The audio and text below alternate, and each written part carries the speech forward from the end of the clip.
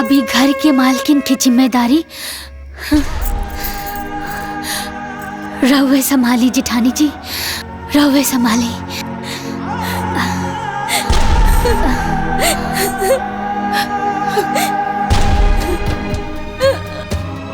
हमरा के माफ कर दे पुष्पा, माफ कर दे। हमरा से बहुत बड़ भूल हो गई बा। हम तोरा के गलत समझनी। तू दोनों बहनी के झगड़े में आग हम लगवनी है।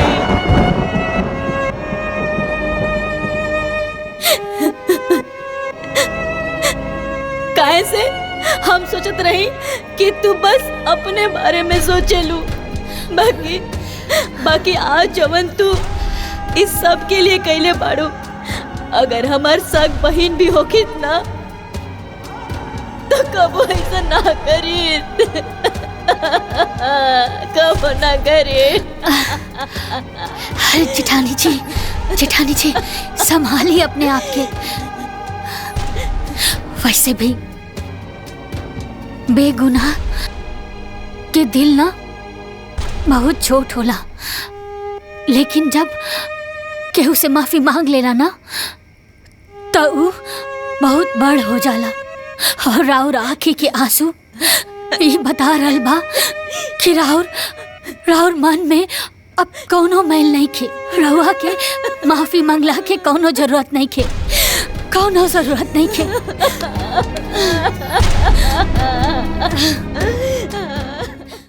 तू ता सुगंधा के खूब गुण सिखा देले बाड़ू। देखा था कितना समझदार हो गइल बिया। अरे को समझदार न भइल बिया, बल्कि औरी फुहर हो गइल बिया। ढेर से ढील कपारे में लेके घूमत रहेले। दीदी के बतावे की का जरूरत रहे, पर बता देलू। अब तो हर पेट के पानी पच गइल होगी। अरे एकदम ठीक कहलू हमाई जो बता देलू। ए गुड़िया अपना मासी से दूर रहिया ना तो तारा के भी जुआ हो जाई। दीदी तू भी ना। अरे मजाक करत आनी। ए माई, बाबू जीजा खातिर हलवा और पकौड़ी बनावे खातिर कहले हां। अच्छा तो तनी पम्मी लाला जी की दुकाने चल जा और 1 किलो बेसन और आधा किलो प्याज और आधा किलो सूजी ले ले। हैला पैसा लेके जा। मामा हमहू चली। हाँ चल तू चल, पैसा तो ले दे। जा जा चल आओ। और सुना जल्दी चल आई। ध्यान रखिया गुड़िया के।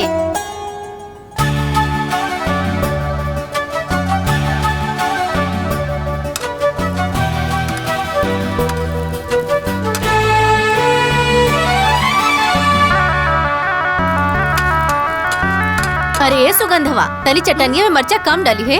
अरे दामाद जी कम तीख खाए लेना।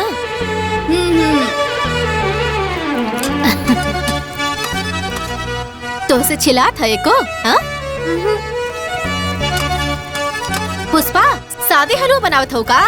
अरे हाँ डबुआ में काजू मखाना रखल बा, ओके डाल दे तनी किसमिस उसमें डाल दे तनी बढ़िया बन जाई। नीक बनावा। हाँ ठीक बा माई, तनी सूजी भुन जाएदा फिर डाले आराम से। बेटा ये मौसी के दे दा। जा आजा।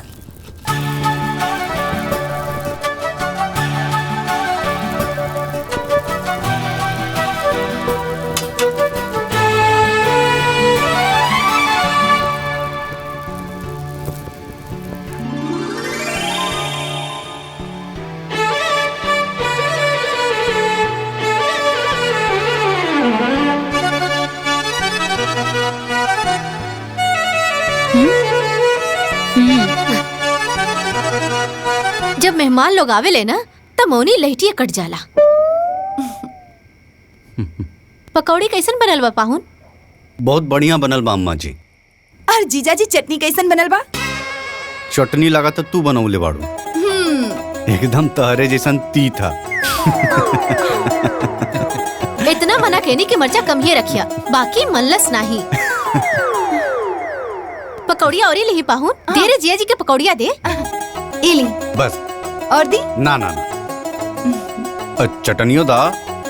चटनी तो तीख बनल बा ना, तो एक काम करी इली पकौड़ी हलवा के साथ खाई।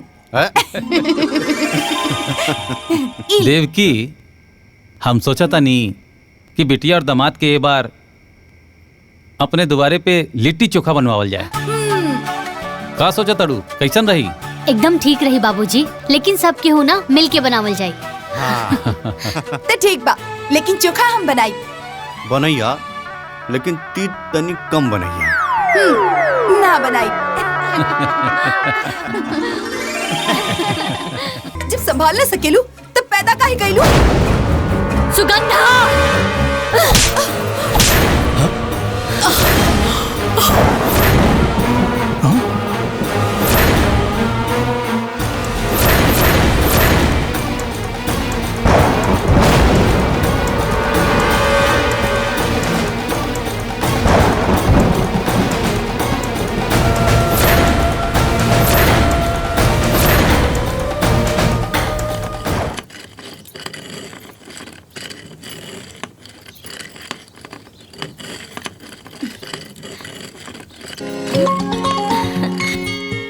अरे माई प्रणाम।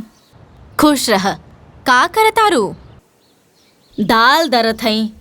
हमार तो जिंदगी जैसे वही कहावत जैसन हो गइल बा, उठा बुढ़ा सास का चूल्हा छोड़ो जात का। ई चूल्हा चौकी धो के खाली भईनी तो दाल दरत हई। अरे त जेठानी हो के कुल काम तू करेलू त देवरानिया का करेली?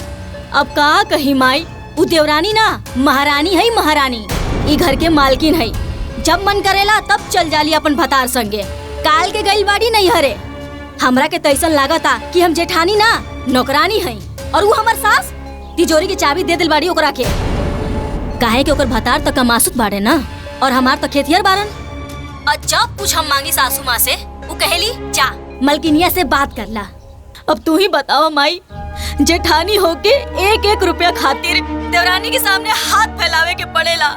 माई अब हम का करी? हमर तो जिंदगी बर्बाद हो गइल बा। रोवा मत बबुनी, अब का करबू? ये सब किस्मत के खेला बा। जब किस्मत पलटेला ना तब ये होला। अच्छा हाँ बिटिया, अपने देवर से सुमन के बियाह के बाद अपन सासू माँ से कहलू है कि ना? ओ का है ना, दोनों बहन के घर में रहबू त ससुरा में राज करबू और देवरनिया के दबा के रखबू।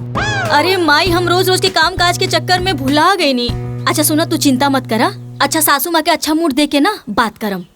बस भगवान से ही मनावा कि वो महारानी ना कोनो अड़चन न डाले। चाची आ गईली, चाची आ गईली। अच्छा माई, हम फोन रखा तानी, लगा था कि महारानी आ गईली। रखा। अच्छा ठीक बा, फोन करत रहिया। माई चाची आ गईली। ई का बा? मिठाई। मिठाई तू खाला। ऐसन बा तो अभी हमहू खा लेता नी।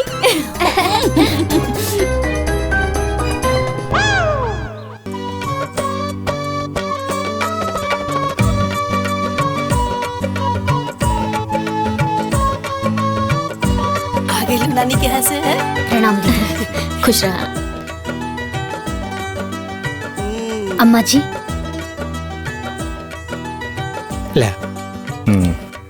ला भैया। ए बबुआ, हाँ माई। जौन बात करे खातिर अपना ससुरारी गई रहा, वो बात भइल की ना? हाँ हाँ माई, ससुरारी में दामाद के बाद केहू काटेला। सतीश और सुगंधा के रिश्ता तय हो गई। अरे वाह। अरे वाह। ये तो बहुत खुशी के बात बा माँ जी। बाकी हम लोगन से सुनले रहनी कि एक ही घर में दो बहन के शादी ना होके के चाहिए, उ जमेला ना। अरे भौजी, कहाँ बाड़ू तू? ये सब ढकोसला होकेला। वो कहावत नहीं के सुन ले बाड़ू, 100 साइत ने एक सुतार। हाँ सही कहे ना। देख लो ना, पुष्पा के पाव पड़ते गुलाब की नौकरी लग गई। आहो ना हो, सुगंधा के पाव पड़ते सतीश के भाग जाग जाए। बिल्कुल ठीक कहा तारो माई।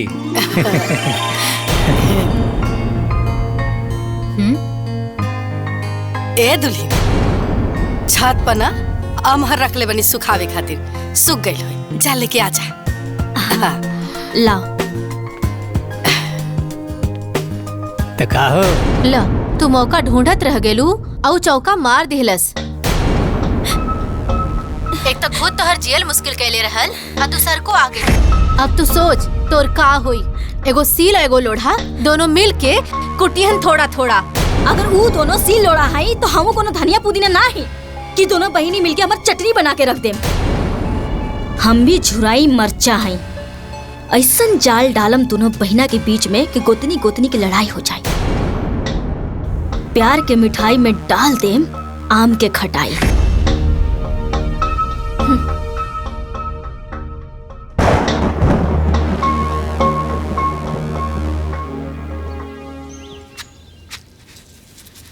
हाँ हाँ कराव तनी बात।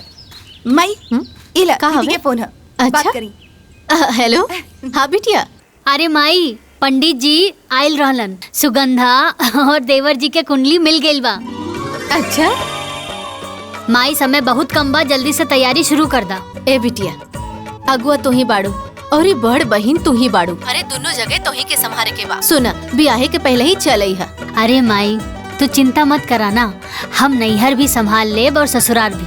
अरे पहले हम अपन देवर जी के हरदी लगाई, फिर नैहर आके अपन बहन के चुमावन भी कर लेब। अरे माई मटमंगरा ससुरे तो भतवानी नैहर आके खाई। ठीक बा बिटिया। अरे इतना पैसा कहाँ से दिहल जाई? तू का बात करो तरू? माई ये अंगूठी, घड़ी और सिगड़ी दही गुड़ के बखत ना देवर जी के मड़वा में पहना दिया। और ये थैला ली, ए में क्रीम पाउडर और जरूरत के सब सामान बा, एक ही मड़वा में रख दिया। ए बेटिया, इकुल हम का करब? इकुल बाबूजी के दे दा, कुल इनकरे करे के बना। अरे बिटिया, ये सब करे के का जरूरत रहल? वैसे भी शादी में बहुत कैले बाड़ू। बाबूजी घर की हालत हम जानत हैं, और राहुल भी छोट है, अभी होकर कहीं नौकरी चाकरी भी नहीं खिलागल। बाबूजी ना ये कुछ नगद पैसा बा, रख ली, मड़वा में काम आई। बेटी, बाप के कंधा के बोझ वैसे तो बेटा के उठावे के चाहिए। बेटी होके तू उठैले बाड़ू, भगवान तोहरे जैसन बेटी हर माँ बाप के दे। बाबूजी हेरोवा कैसन बात कर रहल बानी, और खुशी के मौका पर आँख में आंसू ना, चेहरा पर मुस्कान होके के चाहिए। और वो बेटा बेटी ही का जौन अपना माई बाबूजी के आँख के आंसू के खुशी में ना बदल दे। अब चली हंस के दिखाई।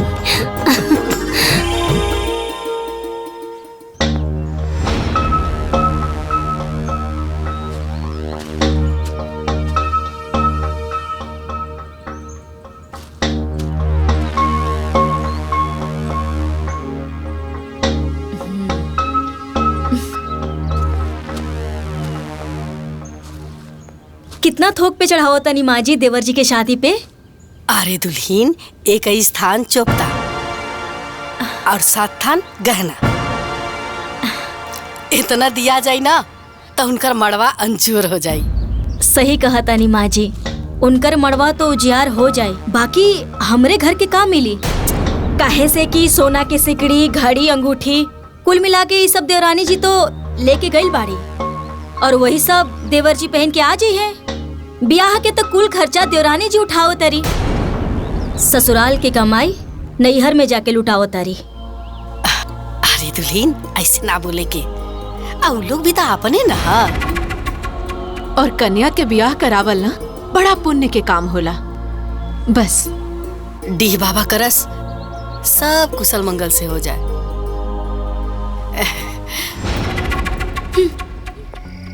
का बेटिया? माई अब ऐजा के तो कुल काम निपट गेल बा, ता आगे के बाकी के जोन बचल बा तू संभाल लिया। हम और दीदी जात बनी हो जा परछावन की तैयारी करे। ठीक बा बिटिया, तू जा, ऐजा के कुल काम निपटा गेल बा, बाकी तो जाके संभाल ला। ठीक बा माई, अपन ख्याल रखिया। हाँ प्रणाम। खुश रहा।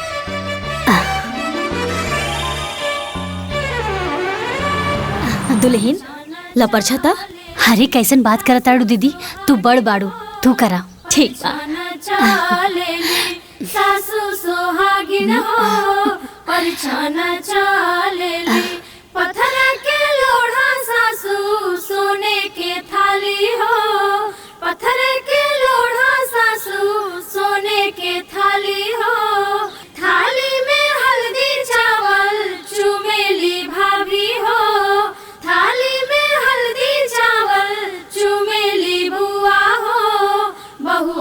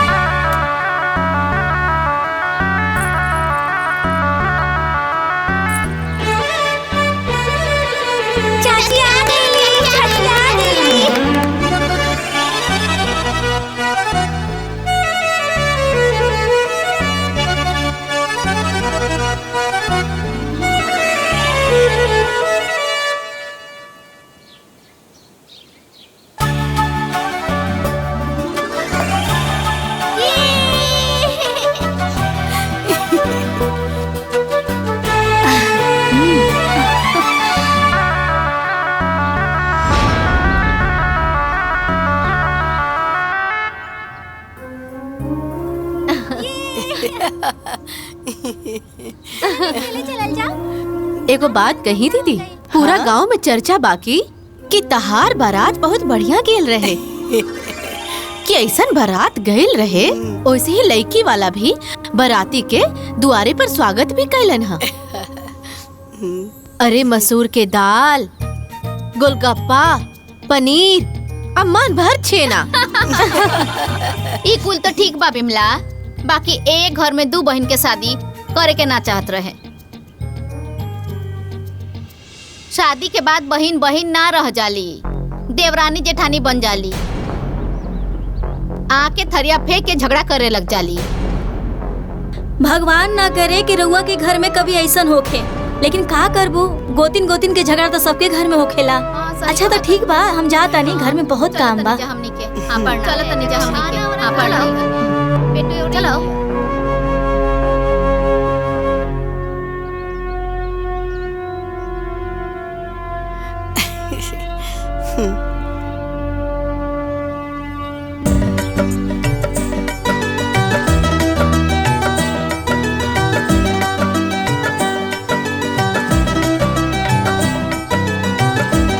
इला चढ़ा दा।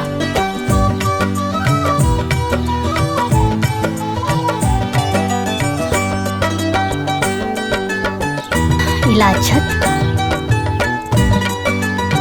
चढ़ा।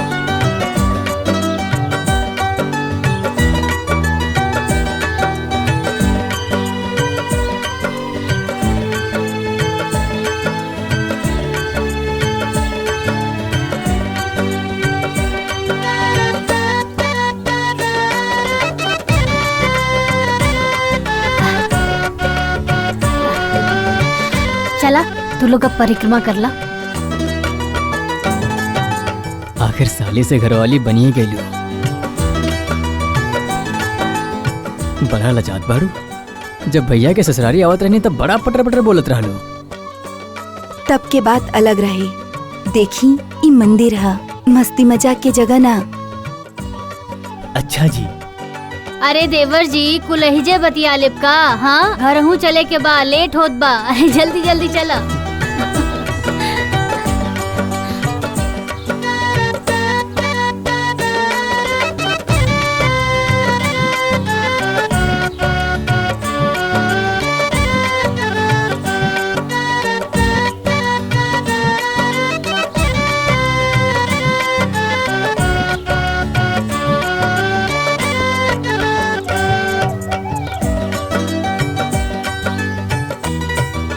दीदी आज बचपन की याद ताजा हो गई। जब हम स्कूल जात रही तो ऐसे ही हमारी चोटी बनावत रहू ना। बस फर्क इतना बा कि आज दूगो ना एगो बनावत बाड़ू। अरे पगली, तब में और अब में अलग बात। तब तू छोट रहलू, स्कूल जात रहलू, यही से हम तोहार दू चोटी बनावत रहनी। लेकिन अब तो तहार बिया हो गइल बा। हाँ ससुरौतिन हो गइल बाड़ू। अब दू गो ना एगो चोटी बनी। ठीक बा। ला शीशा ला, देखा कैसन बनल बा। शीशा देखे की कोनो जरूरत ना है। हमार दीदी बनावत बाड़ी और ठीक ना बनी। का निमन बा का बुरा बा, हमसे ज्यादा हमार दीदी जाने ली। अच्छा ये पल्लू ना हमेशा ऐसे सर पे रहे के चाहिए। दुल्हन, तू दोनों बहन ना ऐसे ही बहन बहन बन के रहिया, कबो देवरानी जेठानी मत बनिया।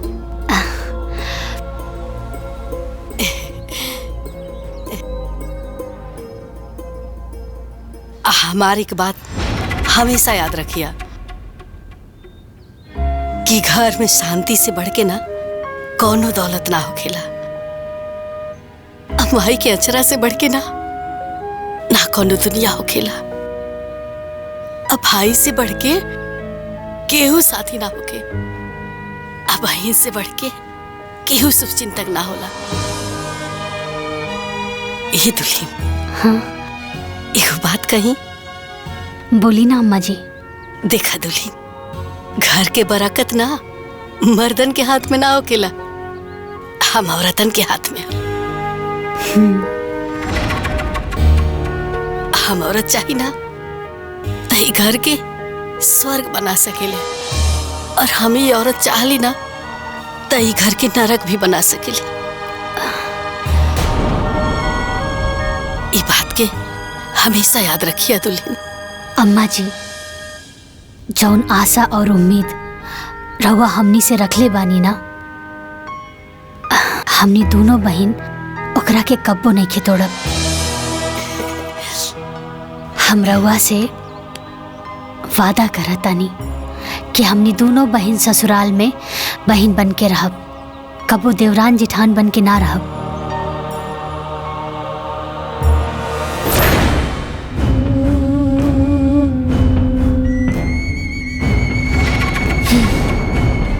आज हमहू एक प्रतिज्ञा करतानी कि दोनों बहिनी के देवरानी जेठानी बना के रहब।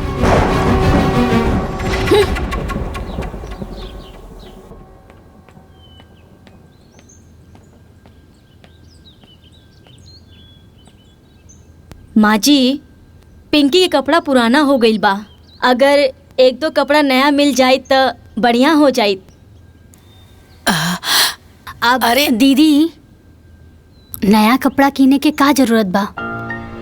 गुड़िया के 3-4 गो सेट ऐसे ही पड़ल बा, हम दे दे उहे कपड़ा पिंकी के पहना दिया। बाकी माई कितना उतारा पहनाई? एक जोड़ी नया दिला देती तो हमार बिटिया 30 त्योहार के दिन पहन लेहित। पिछले दिवाली में भी गुड़िया के उतारा ही पहन ले रहे। अरे बड़को, इका उतारा उतारा लगा रख ले बड़ू, एमे का खराबी बा? अरे हम जब छोट रही तो अपना नैहर में अपना दीदी के कपड़ा पहनत रही। आहिजा सुभाष के कपड़ा गुलाब पहनत रहन, गुलाब के कपड़ा सतीश पहनत रहन। एक घर में ये सब चलत रहेला। आ वैसे भी एजा कमाए वाला एक आदमी बा और 2 जना तो खेतिये में लागल बड़ा। जितना ओढ़ना रहेला न उतने में पैर फैलाए के चाहिए, समझ लू?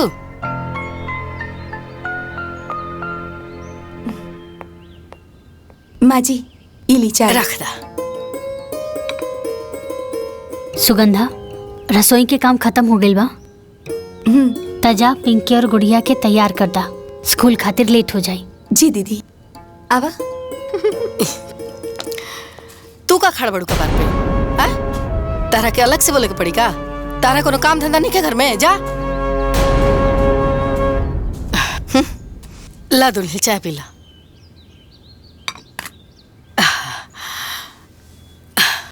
गुड़िया, तू कौन सा क्लास में पढ़ी लू? हम फर्स्ट स्टैंडर्ड में। और पिंकी तू? Second standard. Second standard. अच्छा, तू दोनों की कितना तक पहाड़ आवेला? पहाड़ा मतलब? अरे हम तो भुलायल गई नहीं, तू लोग तो इंग्लिश मीडियम में पढ़े लो ना? हाँ। अच्छा, पहाड़ा मतलब टेबल। हाँ। कितना तक आवेला? हमके तो 10 तक आवेला। अरे वाह।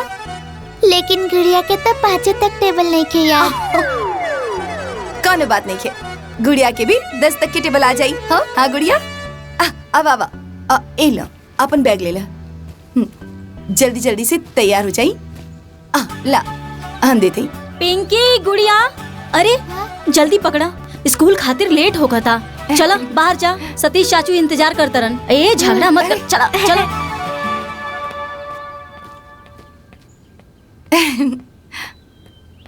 सुगंधा, हाँ नाश्ता पानी तो हो गई, खाना में का बनी आज? अच्छा सुना ना, तू एक काम करा कि आलू और गोभी के तरकारी बना ला और ना कचौरी बना ला, हमरा के बहुत पसंद बा। और तू निम्मन भी बनावे लू। हाँ ठीक बा दीदी, अभी बना देता नहीं। ठीक बा। अरे सुना सुगंधा, सूजी के हलवा बना लिया, कुछ मीठा भी हो जाए। ठीक बा दीदी, दोनों बना देता नहीं।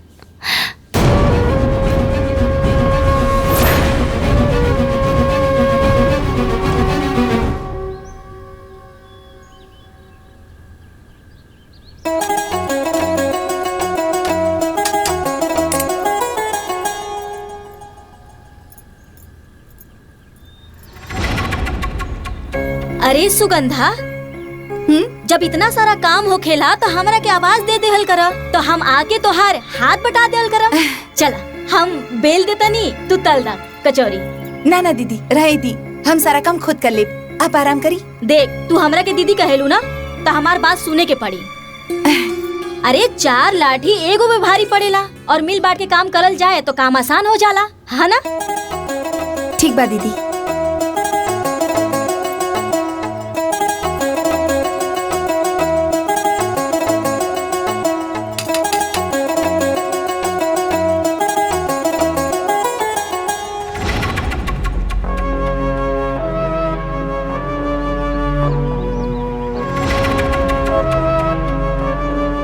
सुनो ना, ऊ देख देवरानी के। अरे तोहरा के कचौड़ी बनावे के ऑर्डर देके खुद नेल पॉलिश लगावतिया। ई ना के छोटकी बहन के आगे हाथ बटाती ही। अरे कचौड़ी बनावल इतना आसान नहीं खे, कितना मेहनत लागेला देखा। यही तो दीदी के नैयर की आदत हो गई हमरा से काम करावे के, और दीदी के काम करल हमरा के बहुत निमन लागेला। बनाई ना हमार दीदी के ना कचौड़ी बहुत अच्छा लागेला पनीर के।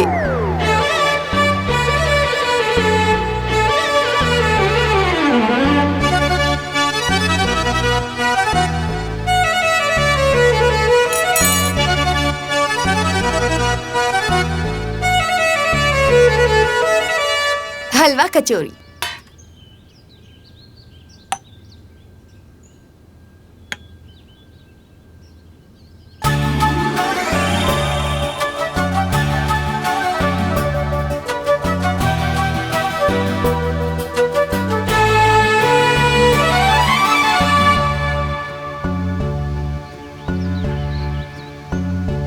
अरे वाह सुगंधा, ये तो बहुत टेस्टी बा।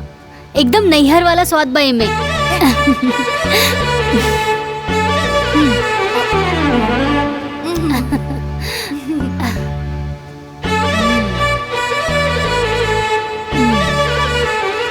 हलवा भी अच्छा बा।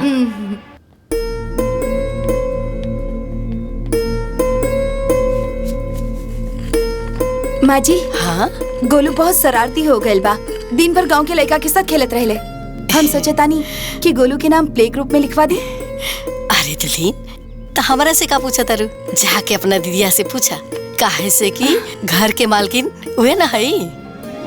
ठीक बा, दीदी तक कबो भी हमारी बात के मना ना करेली। हाँ, हम अभी जाके पूछ लेता ना। चल चल गोलू, बहुत शरारती हो गल बा। कितना बार कहेले ऐसा लड़का के साथ मत खेला करो।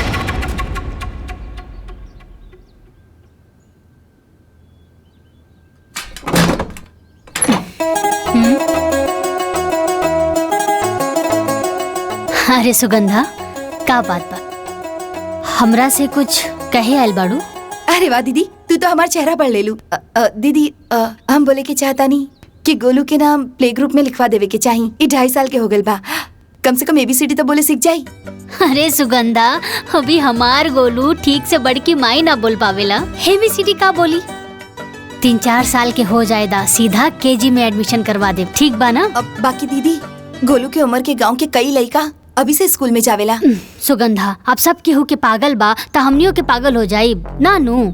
अच्छा ये बतावा, हमनी के टाइम पर ये सब इले पिले ग्रुप रहे, ये सब कोनो ढकोसला रहे ना नू? प्लीज दीदी, ये गोलू के भविष्य के सवाल बा। सुगंधा, तू गोलू के सिर्फ माई हो, लेकिन हम अपना गोलू की बड़की माई बानी और मौसी भी बानी। अब गोलू की चिंता करल तू छोड़ दा, सब बड़की माई के ऊपर छोड़ दा।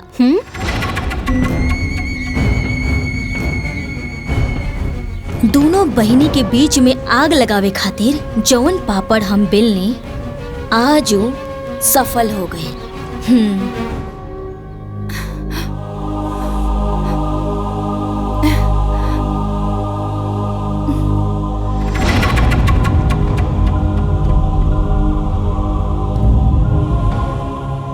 लाग गई लाग। अब देखा कैसे ई आग के हम ज्वालामुखी बनावत हैं।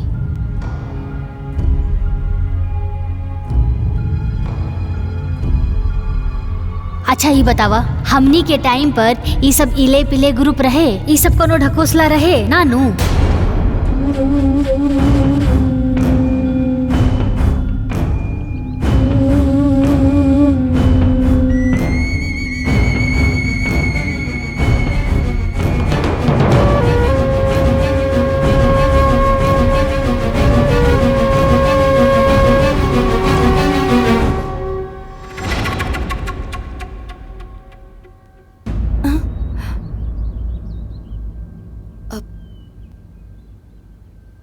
अच्छा सुगंधा जी, हमरा के एगो बात बतावा, जब आंधी तूफान आवेला तो सबसे पहले कौन सा पेड़ गिरेला? जौन पेड़ की जड़ कमजोर होखेला ऊ पेड़। सही कहलू, यही खातिर हम तोहरा पास आइल बानी। देखा, यही उम्र बा तोहर लइकन के स्कूल जाए के। अगर ई उम्र में पढ़े ना गइल सन तो अंग्रेजी में फटर फटर कैसे करी? देख बहिन, नून भात खा के हम जी ले, बाकी बबुआ के पढ़ाई में कोनो दिक्कत ना होके के चाहिए। बाकी तू कर भी का सकेलू, काहे से तुहार पति और हमार पति तो खेतिहर बारन और ओकर पति का मासूद बारन, तो जवन तोर बहिन चाहे वही होई। तोर लइकन के भविष्य तुहार बहिनी के हाथ में बा।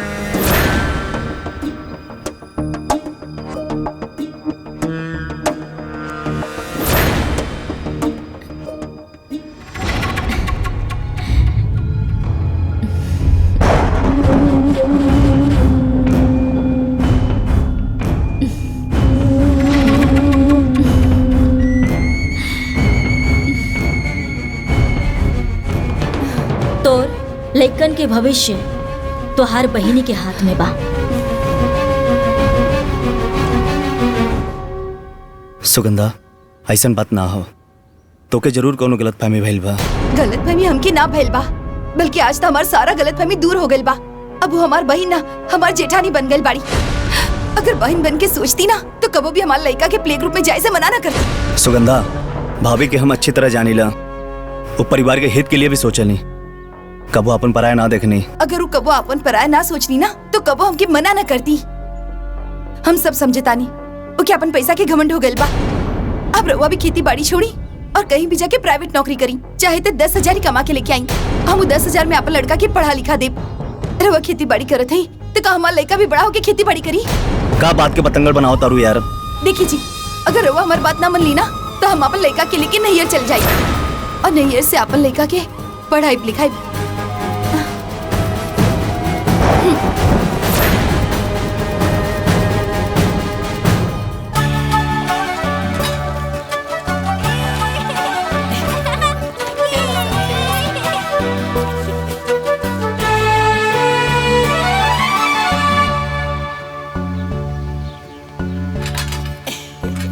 सुगंधा।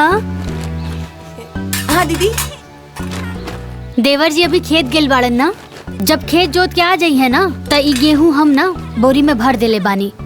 उनसे कहिया कि श्यामनाथ की चक्की से पिसवा के ले आई है आटा। ठीक बा दीदी, हम बोल दी। चप्पल टूट गई, गोलू के चप्पल टूट गई। माई, हमार चप्पल टूट गई बा। दिखाई।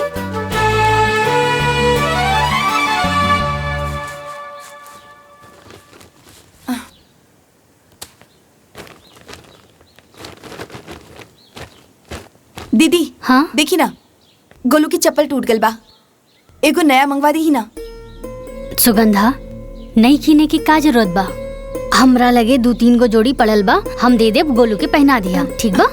बाकी दीदी, लड़का होके लड़की की चप्पल पहरी। अरे सुगंधा, सैंडल ना हा, हवाई चप्पल हा, और सब हवाई चप्पल एक जैसा नहीं होला। कैसे गिर गई तू? हाँ? अरे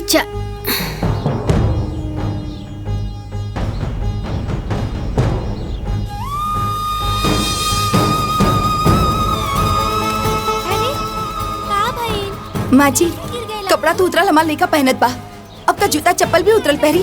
100 रुपया की चप्पल खातिर मना कर तारी।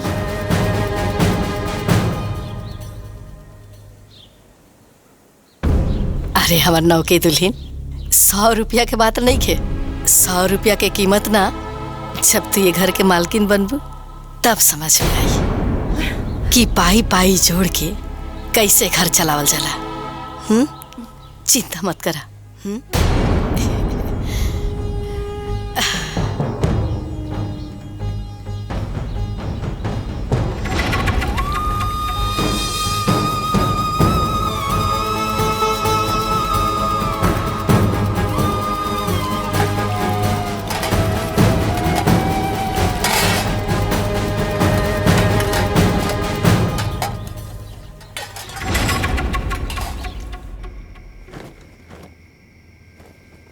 सुगंधा हाई ला गोलू के पहने खातिर देवरानी जी भेजले बाड़ी।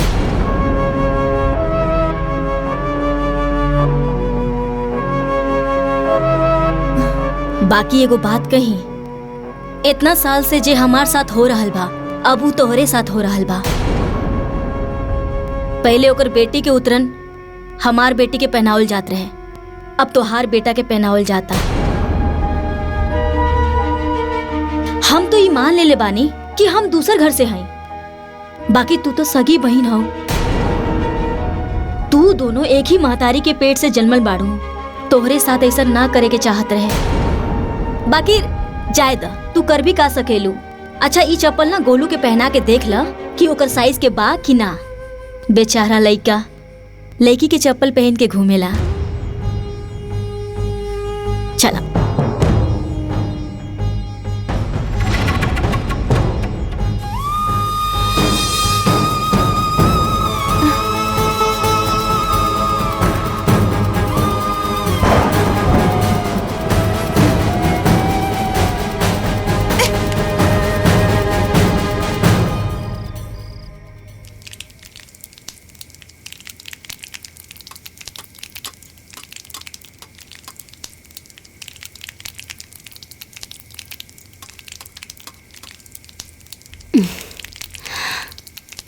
सुगंधा। हाँ हमार कपार बहुत बथता, एगो अदरक इलायची वाली चाय बना दे तू।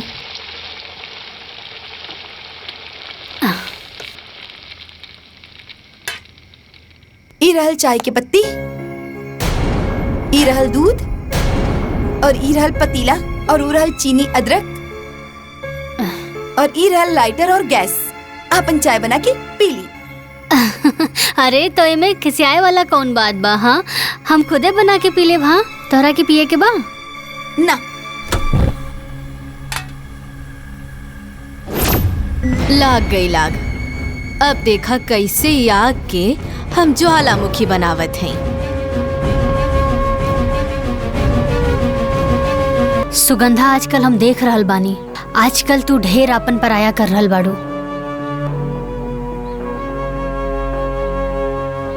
शुरू के कैला तू क्या? हम दिन भर लिपस्टिक नेल पॉलिश लगाकर बैठी रहेलू, अपन लड़की के कपड़ा प्रेस ना कर सकेलू? सुगंधा,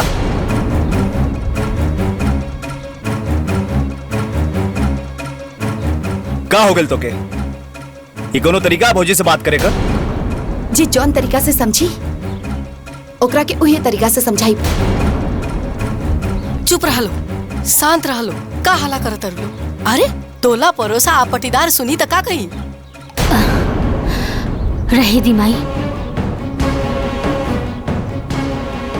आज सुगंधा के बोल ले विदा, पता तो चले आखिर एकरा मन में कितना भड़ास भरल बा। बोला पुष्पा, वो छोट है, ओकरा में समझदारी ना है। तू तो समझदार बाड़ू, तू ही शांत रहा। अगर ई शांत हो जाए तो घर ना पलट जाए। ई घर के मालकिन नहीं, ई ऑर्डर करी और काम करी हम, ई लड़की पैदा करी और संभारिए हम।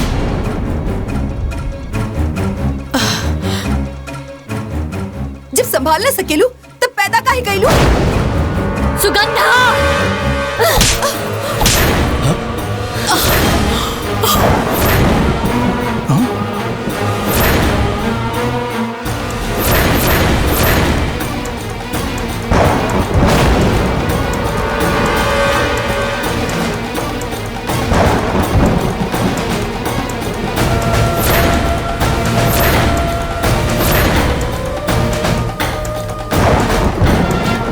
जेके पास जवाब न होला ना, वो हाथ उठावेला।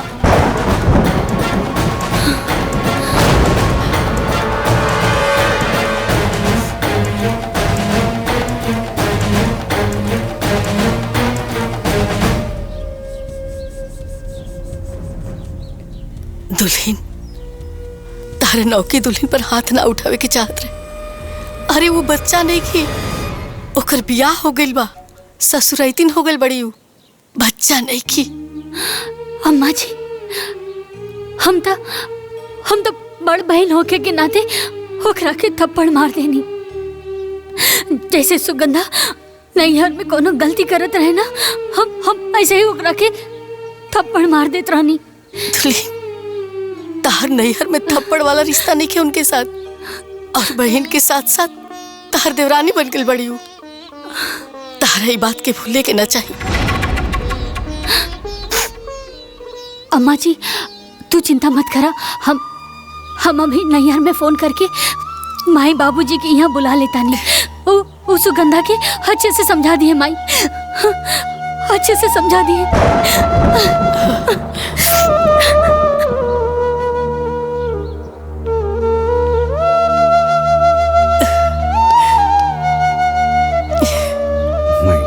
सब ठीक हुई।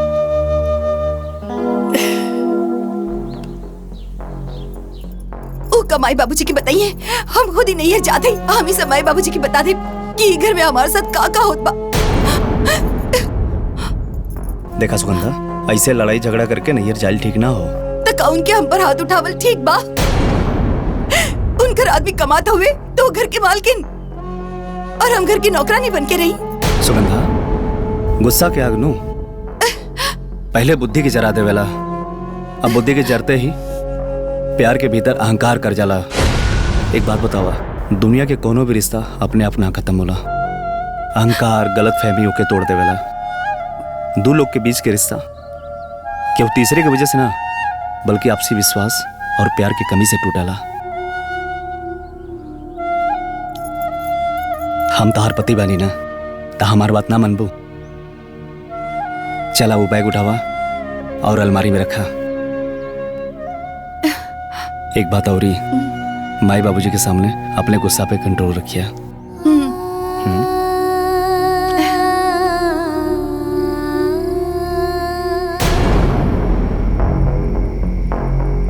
बाबूजी ली ना, पानी पी ही ना। अरे बातचीत तो होते रही। का पानी पी हम? इन्हीं दुल्हन के कथा सुन के हमार सारा प्यास बुझ गई। यही सब खातिर हम तोहार दोनों के बिया एक घर में कैले रहनी। बोला सुगंधा, बोलत काहे नहीं खू? हमसे का पूछा नहीं, एकरा से पूछी। ई घर के माल के नहीं, घर के काम करावे खातिर ब्याह करके हमकी ई घर में लेके आल बाड़ी। आजकल एकर जबान कम और हाथ ज्यादा चले लागल है। देखा तानी बाबूजी कैसन पटर पटर जवाब दे दिया, एक भी बात हमार ना सुनेली। बहुत ज्यादा झगड़ालू हो गई बिया। हाँ हो, चुपचाप से नैहर में करत रही, वैसे ही ससुराल में करत रही तो हम बहुत निमन हो जाई। खुद तो कुर्सी पे बैठ जात हई। अरे काम चोर तो तू नैहर से ही हबे, बाकी हमके पता न चलल। ससुराल में आके सब पोल खुल गइल बा। सुगंधा चुप हो जा, छोट होके बड़ बात करत तारू। ना बाबूजी, ये हाथी के दांत हुए, दिखावे के कुछ और खावे के कुछ और होला। और ये जब रउआ के बोलवले बानी तो रउआ भी जान ली कि का करिए। इनकर आदमी कमावत हुए तो 150 रुपया के खातिर भी हमरा के इनके आगे हाथ फैलावे के पड़त बा। अरे गोलू की चप्पल का टूट गल रहे, हम इनकरा से कहनी कि गोलू खातिर 100 रुपया की नया चप्पल खरीद के दी, तई मना कर देली और अपन लड़की के पुराना चप्पल हमार बेटा के दे देली। देखिए बाबूजी, अगर इनका आदमी के सरकारी नौकरी भी होवे तो हमार आदमी खेती बाड़ी करेला, दाल चावल गेहूं सब खाए खातिर ना होवेला। अरे लाखों में बिकेला। हम कभी भी एकरा से हिसाब मांग ली का?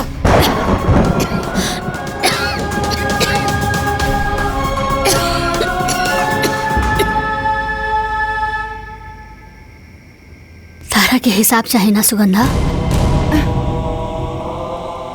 एक दिन तोरा के सब हिसाब दे देब हम। चुप हो जा भाई, हमार बात कान खोल के सुना। अगर तोहनी ऐसे ही आपस में लड़त रहबू तो हम समधियान आवल छोड़ दे। काहे कि तू लोग समधियान में हमरा के मुंह दिखावे के लायक न छोड़बू। बिटिया, हम बाप होकला के नाते तो से विनती करतानी कि जैसे तू दोनों के नाम पुष्पा और सुगंधा है, वैसे ही ससुराल के बगिया के सुगंधित करा। समधन जी, हम दोनों बिटिया के तरफ से हाथ जोड़ के तो से माफी मांगतानी। समधी जी, माफी मांगे की कोनो जरूरत नहीं है। राउर फर्ज रहला समझावे के, रउआ समझाई नहीं। आ कोनो ही लोग बच्चा तो बहाना कि कान पकड़ के समझावल जाए। लावा कड़वा दा। अरे हम आवत रहनी था, सोचनी के राहुल के शादी के कार्ड एक पन दुकार हो जाई, आपके पूरा परिवार के साथ आवे के बाद। जी। समधन जी, एक और विनती बा कि राहुल के शादी से कुछ दिन पहले हमारे दोनों बिटिया के भेज दी, काहे कि राहुल के माई के काम काज में मदद मिल जाए। जी, जैसन रोवा कहीं। अच्छा, तब हमनी के चलत तनी। जी।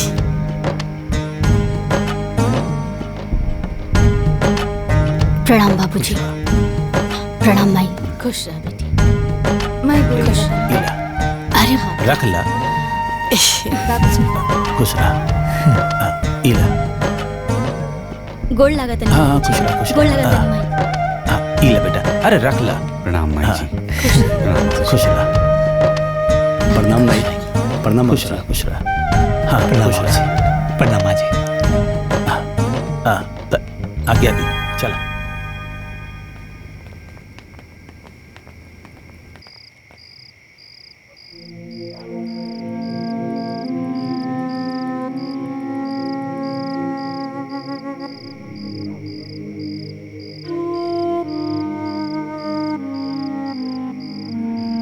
भैया, पता नहीं केकर नजर हमनी के घर परिवार पे लग गई। ये सुगंधा और भाभी के बीच में खटास कैसे पड़ गई? सब सुगंधा की गलती हो। अपने से बढ़ के कबो उल्टा जवाब ना देवे के चाहिए। ए भाई, जहां चार बर्तन रहेला ना, तो आपस में बजबे करेला। वो दोनों सगी बहन हैं, आपस में लड़िए झगड़िए फिर एक हो जाइए। तू ये सब छोट बात खातिर चिंता मत कर।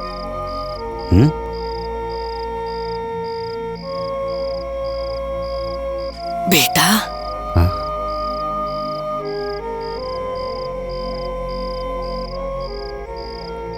देखा बेटा, तू लोग ऐसे ही आपस में समझदारी से रहिए। मेहरारून के झगड़ा लड़ाई की आज तो हम लोग के रिश्ता में ना आवे के चाहिए। हमारे 60 साल के उम्र हो गई। बहुत बड़ा ना अनुभव बा बेटा कि अक्सर भाईन भाईन में अलगावची ना औरतन के लड़ाई झगड़ा के कारण नहीं होला। देख बेटा, तू लोग से हम विनती करता नहीं। अरे मैं कि तू लोग आपस में कबो खटास बतावे दिया, न तब जीते जी मर जाए। ना माई, तारा पता बानू, बाबूजी हमेशा कहत रहे कि एक दूसरा के साथे रहल परिवार ना कहला। परिवार वो कहला जे एक दूसरा के दुख सुख में साथ रहेला। और माई, तोनी और बाबूजी के दिहल संस्कार हमनी के भूलल नहीं खींचा।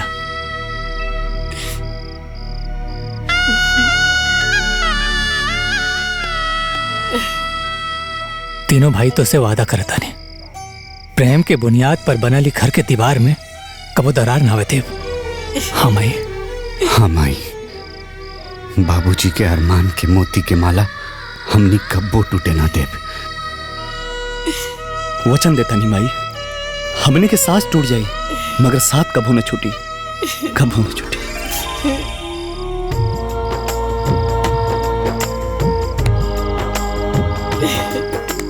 हमारे तो तू लोग पे पूरा भरोसा।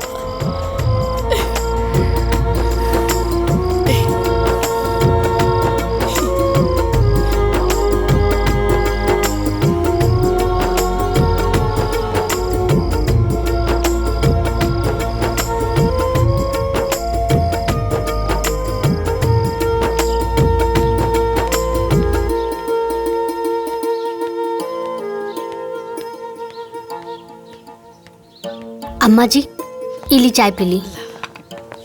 अरे अरे अरे, खाना बन गई। चला चला तू आगे बेटा। ये आगे बैठी। अच्छा ठीक बा। ए जी, हाँ? गोलू के भी लेके जाई और प्ले ग्रुप में छोड़ दी। वहाँ रही तो कुछ सीखबे करी। ठीक बा।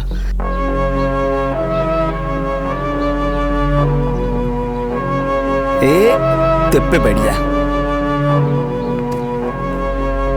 चलो बैठा लो। Bye bye bye bye bye बेटा। जय बाय बाय।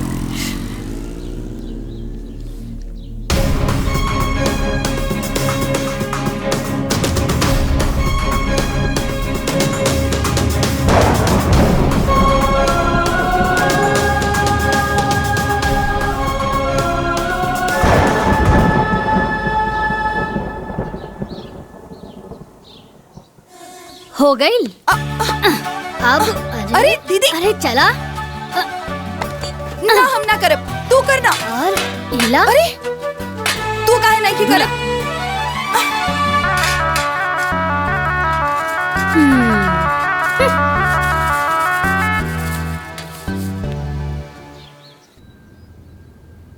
प्रणाम भाई। माई रवा लोग भी चलती तो अच्छा रहे। हाँ अरे दुल्हीन, तू दोनों जानी बहन जाता रू ना, जा बढ़िया से शादी ब्याह निपटा के आ जा। सुगंधा तैयार हो गईलू, हम तहरे इंतजार करत रहनी हाँ। चला एक साथ चल जाए एक ही गाड़ी में। हाँ तू जा, हमरा के तोहरा साथे नहीं खिंचाए के बा।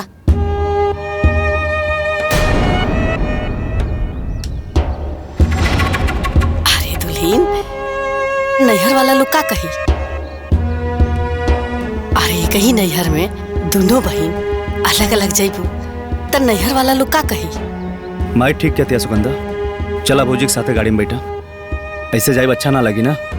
अच्छा लगी चाहे बुरा, अब छुपल का बा? नैहर में भी तो सबके पता चल गइल बा।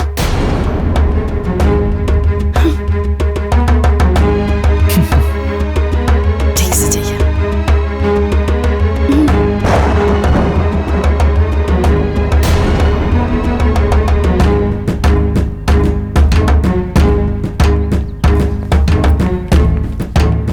खुश रहा। प्रणाम माई। जो आगे चलो।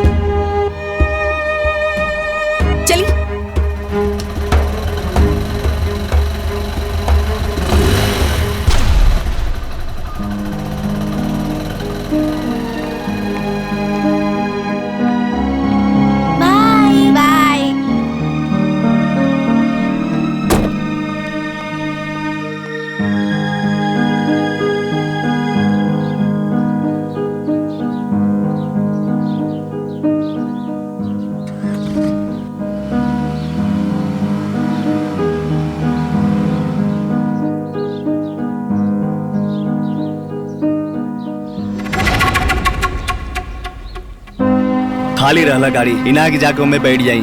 ये जेठ की दोपहरिया में हम लड़का लेके मोटरसाइकिल से चलत है, सब तोरे जिद के कारण होता। देखिए रहुआ चाहे कुछ भी कही, हम फैसला कर ले बानी। हम ओकर गाड़ी में ना बैठब मतलब ना बैठब। का समझते बड़ी आई गाड़ी वाली है, एकदम मूर्ख है बाड़ू।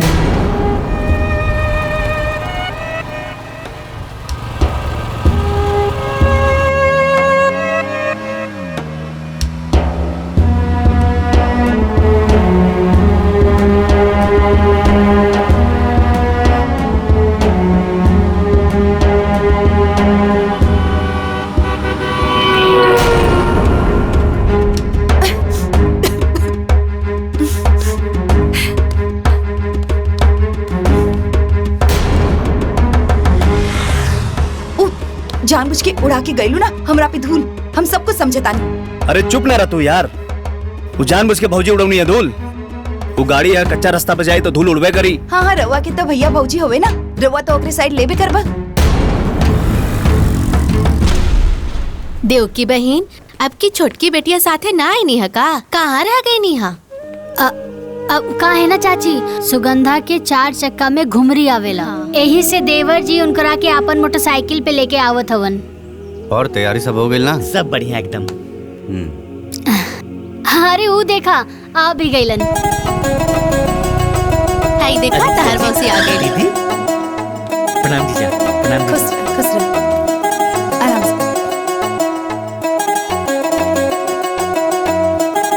जा। खुश रहा। प्रणाम माँ। कैसन बाड़ा बेटा? ठीक बाड़ा ना? बहुत याद करत रही लखा। अरे खुश रही जाइए जाइए हाँ, अंदर। खुश रहा खुश। प्रणाम बाबूजी। और बेटी सब ठीक बना? हाँ ठीक बा। हाँ ठीक। खाला सब तहरे खाती है। हाँ, प्रणाम खुश रहा, बाबूजी। सब ठीक बना? एकदम हाँ, ठीक है। आओ बेटा आओ। और काम काज कैसन चला था? सब बढ़िया एकदम। ऐसा कुतला बहन लगाता कि दोनों बहन के ससुरा में ना जमता। यही लिए कहल जाला कि दोनों बहन के शादी एक के ससुरा में ना करे के चाहिए। हाँ चाची, हम भी देख ली हैं कि छोट बहन हो के सुगंधा बड़ बहन के पैर तक न छूलस और मुंह टेढ़ करके भीतर चल गई है।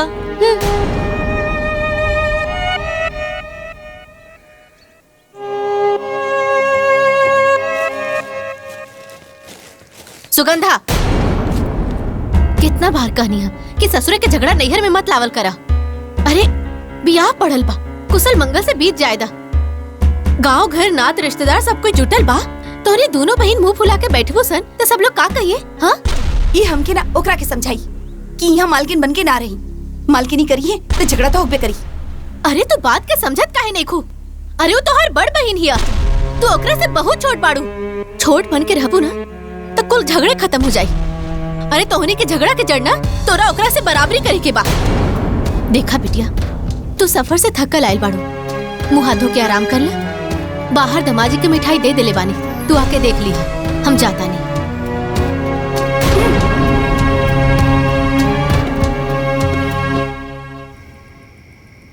देखा बेटिया, ये कुल चौकटा के साड़ी है और ये पास थान रतन के यहाँ रखले बानी।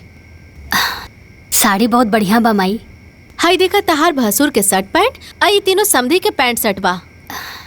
कुल कपड़ा बहुत अच्छा बा माई। अरे सुगंधा, आवा बिटिया तू देख ला।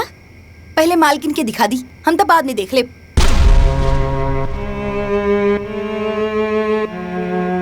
और वैसे भी हमरा के बहुत नींद आवता, हम जाता नहीं सुते के। देख ली माई, ये ऐसने बोली टोली हमरा के वहाँ भी बोलेली। जायदा बिटिया, तू बड़ बाड़ो, तू ही समझदारी से काम ला। ओकर बचपना भी गई लेखे। यह सोच के तो हम चुप रहेली। अच्छा माई, अब तू सूझ जा, सुबह हल्दी चुमावन बाना। हाँ ठीक बा।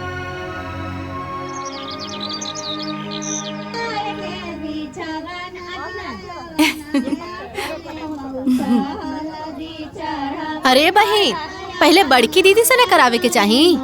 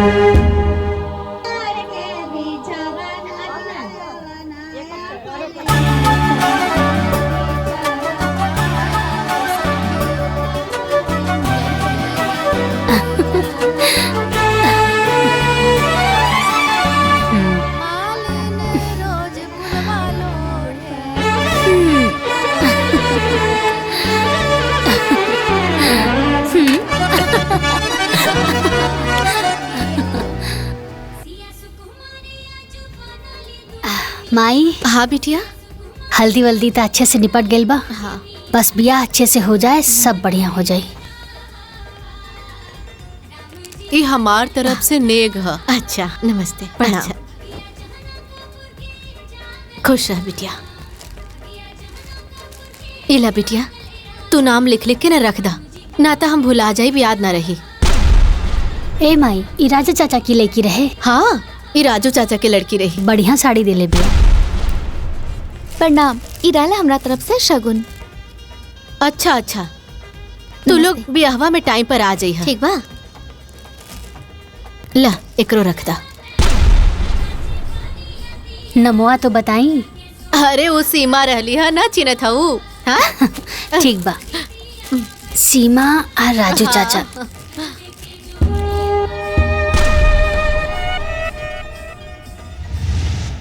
माई। का बिटिया? माई, ई चेन हम लेके आयल बानी, देवर जी के दे दिया। मोर बंधाई, अभी नया नया शादी भइल बा ना, त अच्छा लागे। इनकरा के 500 रुपया दे दिया, चल जाए ली। अरे ना, 500 कहला देहब। हम एगो पैंट शर्ट एगो घड़ी लेके आयल बानी। ठीक बा माई। ठीक बा।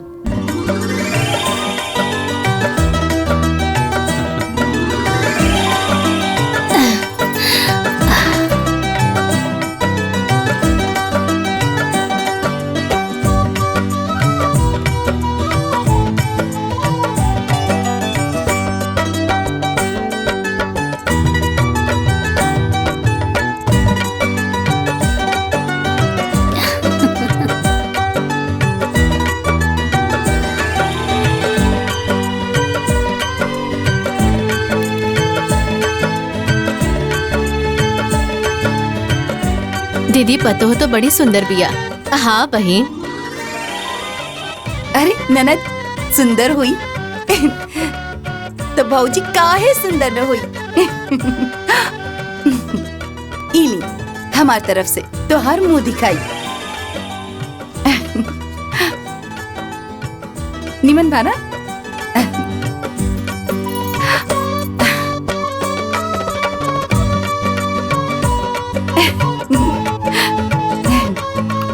भौजी, इस सोने की अंगूठी तोहार दोनों ननद की तरफ से। कैसन लागल? एकदम चांद के टुकड़ा लग रहल बाड़ू। राउर तो भाग खुल गेल माई। हाँ माई साहब, जोताई कर हो गई। पीला। अरे आ गेला। अरे पिंकी के माई। चलो चलो उतरा उतरा। घरे आ गेला। ए गुल्लू बिटवा, आजा आजा आजा। प्रणाम मुझी। माँ जी पायल रहा। प्रणाम माई। खुश रहे खुश रहे। गुड़िया बिटिया। प्रणाम भैया। खुश रहा खुश रहा। दादी के प्रणाम करा। प्रणाम दीदी। खुश रह बेटा। कैसन बाड़ू?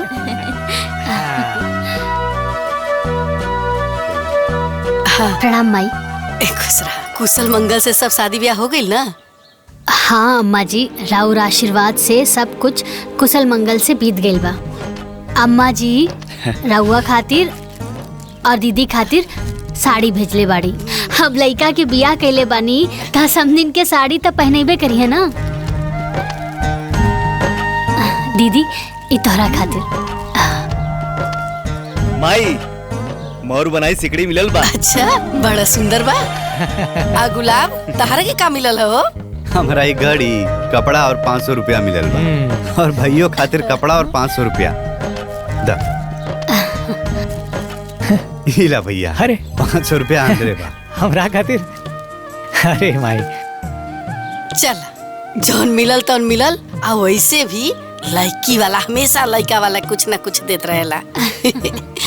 अम्मा जी ई माई लड्डू भिजवले बाड़ी। लड्डुआ ना तनी पटीदारन में भेजवा दिया।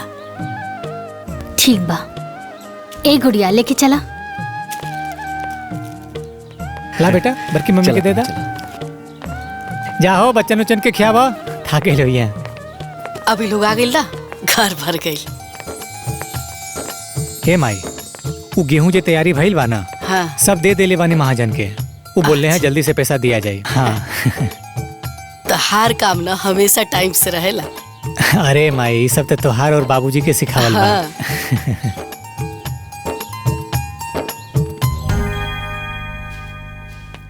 गुड़िया पिंकी गोलू चला आवा, सफर में थक गई हुई बा, आके दूध पीला। चला माई हमरे खातिर है। हाँ बेटा, सब केहू के खातिर।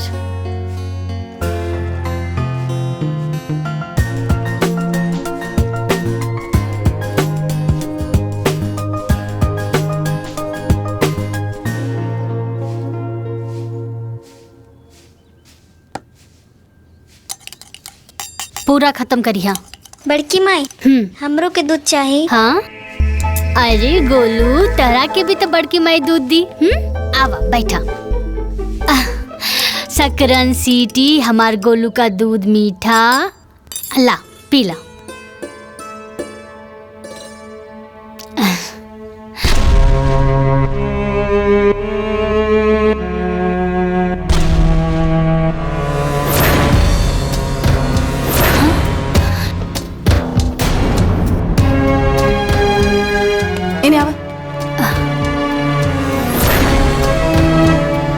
अरे हम तरह के इतना खियाली पियाली तभी तो लाट टपकता। अरे तोरा के कितनी बार मना कही नहीं, केहू भी कुछ भी दी तो मत खाइया। अरे केहू तोरा के जहर मिला के पिला दी और तोरा के कुछ हो जाए तो हम का करब?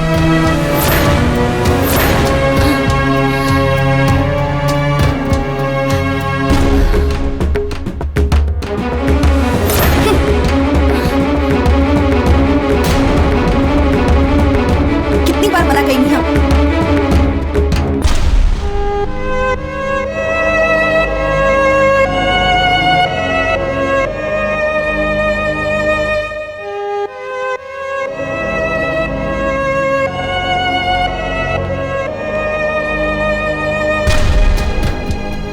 कुछ बुझ लू, केहू जहर पिला दी, ऊ हमरा के ना तोहरा के कहले बिया।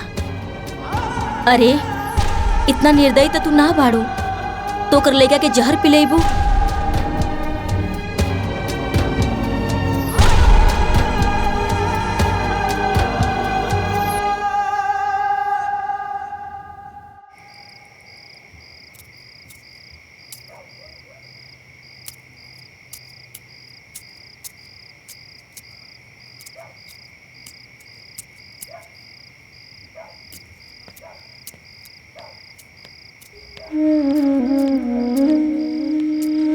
सुगंधा,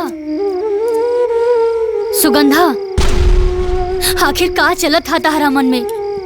काहे हर बार हमरा के ताना मारेलू? अरे तू सोच भी कैसे सकेलू कि हम गोलू के जहर दे दे? इमे सोची कि कहा जब जमाना इतना खराब हो गइल बा कि हक और हिस्सा के लिए भाई भाई के गला घुट देवेला, तब बहन काहे ना घुट सकेली? वाह सुगंधा वाह। अरे तू तो ससुराल आके बहुत बहुत बड़ हो गईलू। हम ये सब देखे खातिर, ये सब सुने खातिर तोहार देवर जी से ब्याह ना करौले रानी। हमारी सपना ना रहे। अरे हम तो यही सपना देखनी अपन एक आँख से हम तोहार सुख देखनी और दूसर आँख से हम अपन सुख देखनी। हे सुगंधा, अरे हमहू एगो माई हई और एगो माई लइका के जन्म देवेली, जन्म छीनेली ना। सुगंधा अब तो हमार बहन ना हो,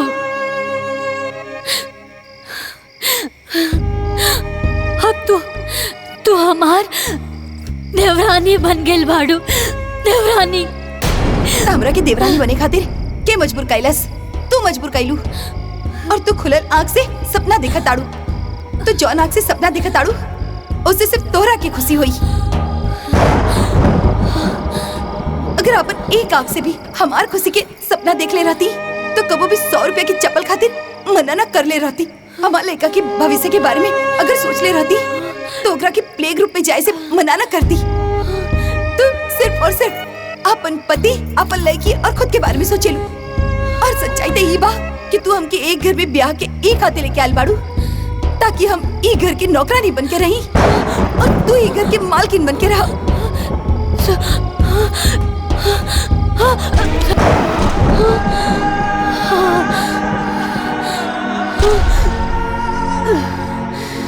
दीदी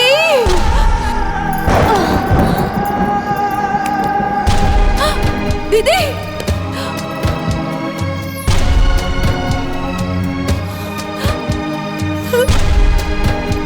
दीदी काबिल दीदी दीदी काबिल उठी ना दीदी। माई माई जल्दी आवो दीदी उठी ना का हो गई माई दीदी होश में आई दीदी। अरे का हो गई? पुष्पा जी का भाई? पुष्पा अरे पुष्पा चली ना दीदी के डॉक्टर के पास नहीं चली। पुष्पा पुष्पा अरे उठा दीदी।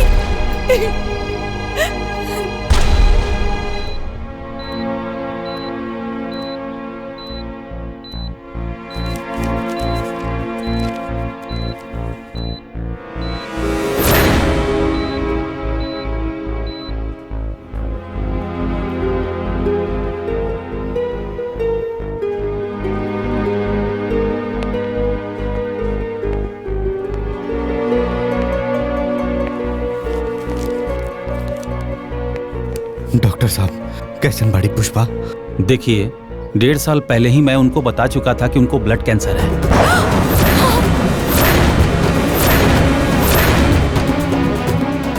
और उनका कंडीशन लास्ट स्टेज तक पहुंच चुका है।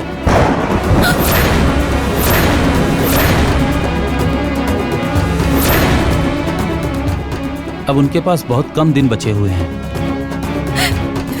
इसलिए उनको घर ले जाइए, खुश रखिए। परिवार में जितने दिन रहेंगे उनके लिए उतना ही अच्छा होगा।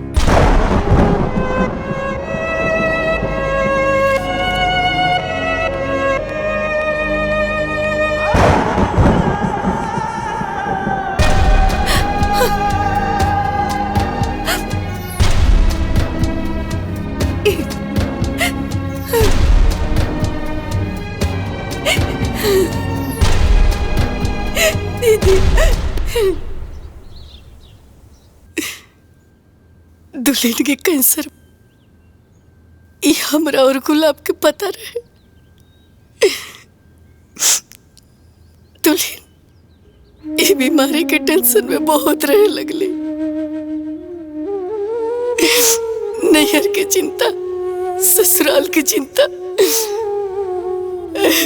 तेरा ब्याह की चिंता, गुड़िया के परवरिश की चिंता कि उनका बाद उनका गुड़िया के ध्यान रखी, घर के ध्यान रखी।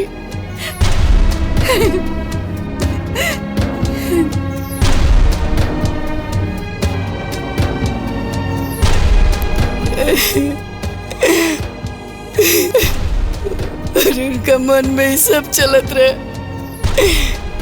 लेकिन हमरे से कह ना पावत रही।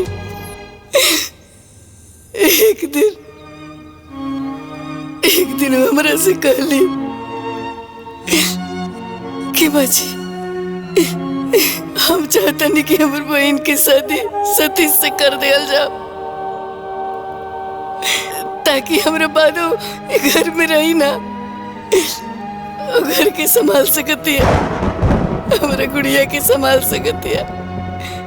काहे कि मासी तो माँ जैसा हो लेना, माँ से बढ़ के मासी हो ले।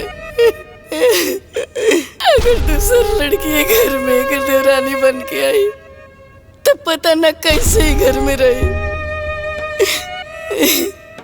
हम सोच के ही रिश्ता के फौरन हाँ कह देली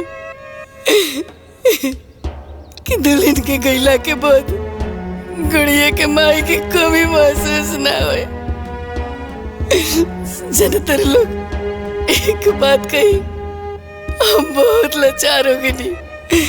हम वो सास है कि जे अपना पतों में भेद कैलास कायदे से निकल जाओ। हमरे बड़की के घर के मालकिन बनावे के चाहत रहे, लेकिन हम दुल्हन के बने नहीं। कैसे कि हम चाहत रहे कि हमर दुल्हन चाहे जितना दिन रहे, लेकिन अपन हर खुशी जियस। हमर दुल्हन में मालकिन बने के जिम्मेवारी संभालने की सारा गुण रहल। ऐसे हम उनका के घर के मालकिन बने नहीं, और वो आज तक घर के बहुत अच्छे से संभाल के रख ली, क्योंकि कोनो चीज की कमी ना हो के दे।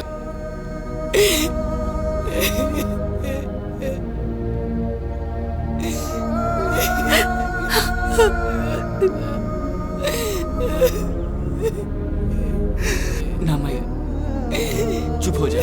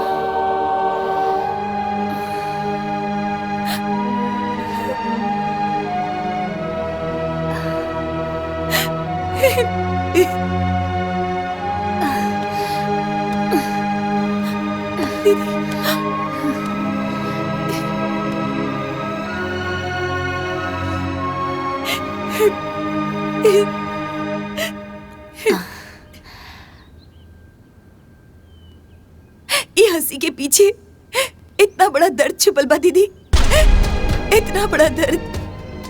तू तो हमसे हर बात बतावेलू, तो फिर ही राज हमसे काहे छुपावले दीदी, काहे?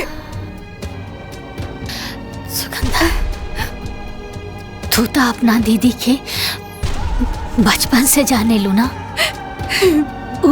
वो अपन सुख सबके साथ बांटेली, लेकिन अपन दुख ना। हमारी बीमारी कैंसर, हम तोरा के बाबूजी से माई से हे खातिर ना बताऊनी कि कहीं तू लोग बहुत परेशान ना हो जाओ। दीदी तू कितना महान बाड़ू, तू कितना महान बाड़ू दीदी। हम तो हर छोट बहन होके भी हम तोरा के इतना उल्टा सीधा बोल देनी, तोरा साथे जबान लड़ौनी, हम तोरा के का कह देली दीदी। हमरा के माफ कर दे दीदी, हमरा के माफ कर दे दीदी। तू हमरा के छोड़ के कब मत जाइए दीदी, कब मत जाइए दीदी। तू हमके मारा, डांटा और उल्टा सीधा बोल दे, हम कुछ न बोलब दीदी, हम कुछ न बोलब। बतावा दीदी, तोरा के का खाए के मन बा? कचौड़ी, पूरी, हलवा दीदी, तोहर जौन मन करी हम उस सब बना दे। बस दीदी तू एक बार बोला, तोहर का मन बा? ए दीदी, तू हमरा से नाराज नहीं खुना? बहन, जब दिल में कोनो नाराजगी ही ना बा, तब माफी कैसन?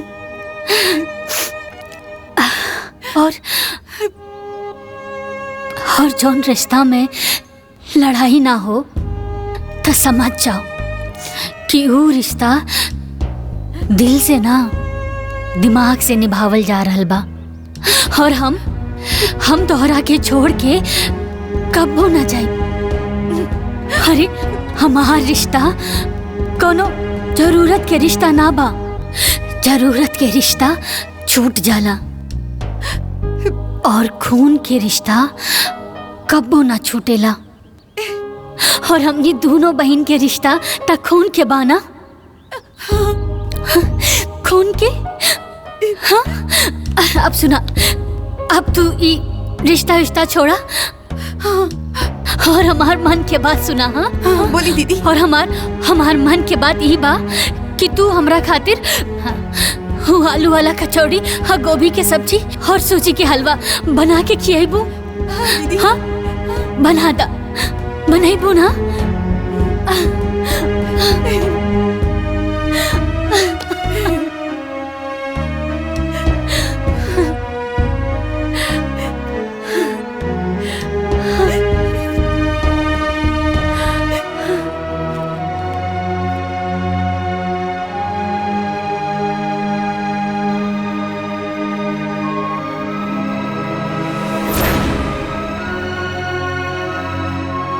दीदी आज ई तरफ पूरा परिवार के एक साथ काहे बुलाव दिया? हमरा के तो कुछो नहीं खे पता।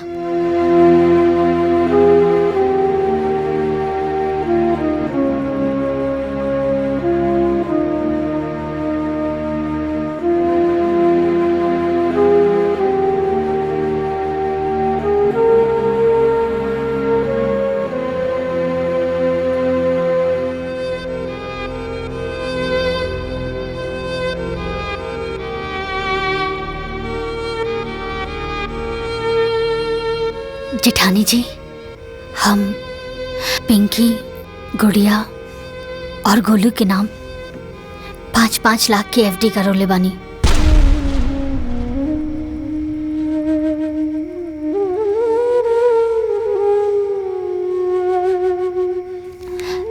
ई उहे के पेपर हा, रवा संभाल के रखी।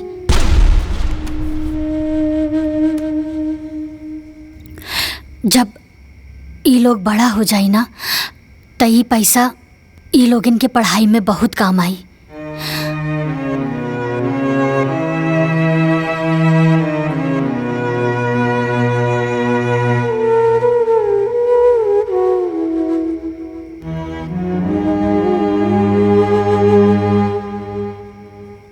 सुगंधा, हम तोहरा से कहले रहनी ना कि समय अइला पर हम तोहरा के पाई पाई के हिसाब दे। ये जौन एफडी के प्रीमियम बा ना, वो हम देवर जी और जेठ जी के खेती के कमाई से ही भर ले बानी। ई पूरा घर चलावे खातिर हम पाई पाई जुड़नी। अरे कबो 100 रुपया 50 रुपया खातिर लड़ भी गई नी। कभी अपना पति से तो कभी तू दोनों लोगन से। तब जाके इतना बड़ा रकम इकट्ठा भई।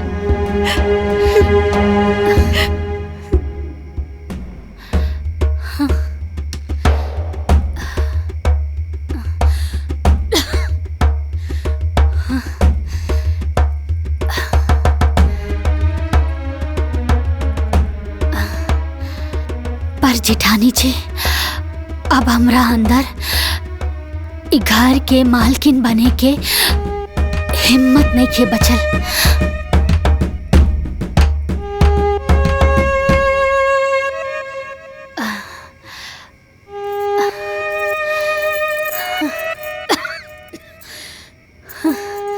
अभी घर के मालकिन की जिम्मेदारी रहुए संभाली जेठानी जी, रहुए संभाली।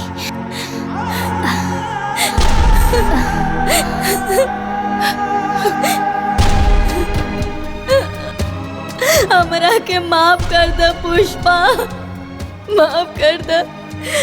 हमरा से बहुत बड़ भूल हो गई बा। हम तोरा के गलत समझनी। तू दोनों बहिनी के झगड़े में आग हम लगावनी है।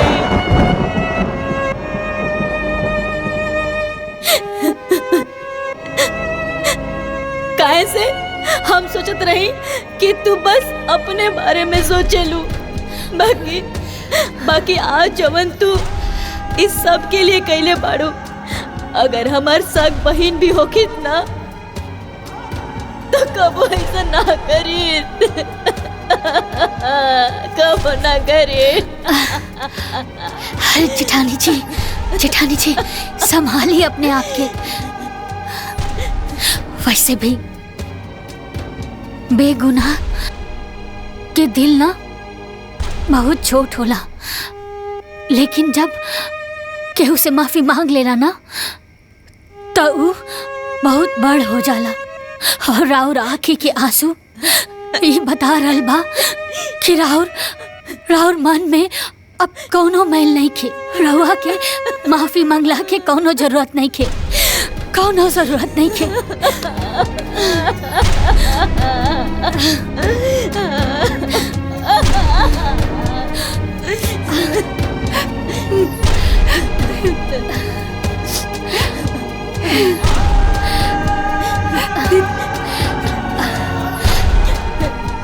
बस हमारे आखिरी एक शब्द जेठानी जी,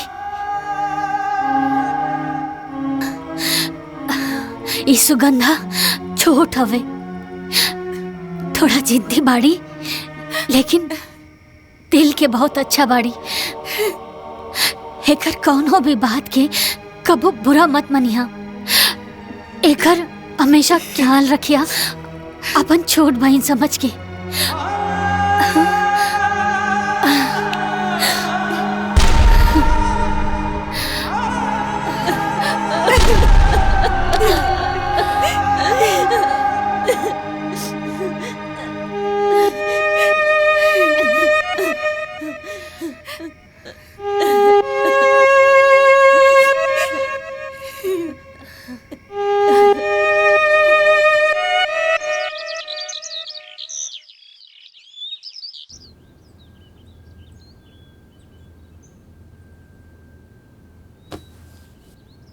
दीदी उठी ना, दीदी देखी ना, आज तोहरे पसंद के नाश्ता बनवले बानी। जल्दी से उठ जाई दीदी, और दवाई भी तो खाए के बा। दीदी उठी ना, वरना नाश्ता ठंडा हो जाई। दीदी दीदी उठा।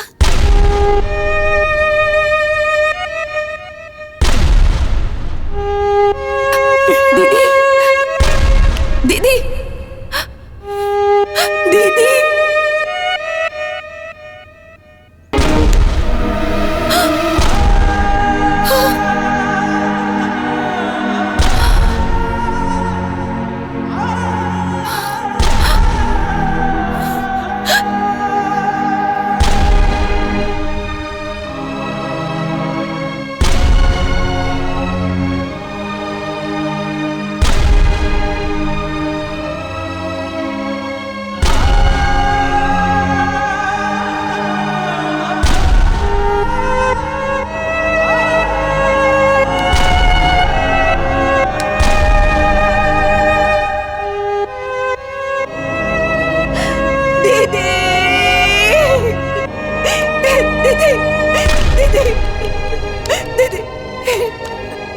दीदी उठी ना, दीदी दीदी।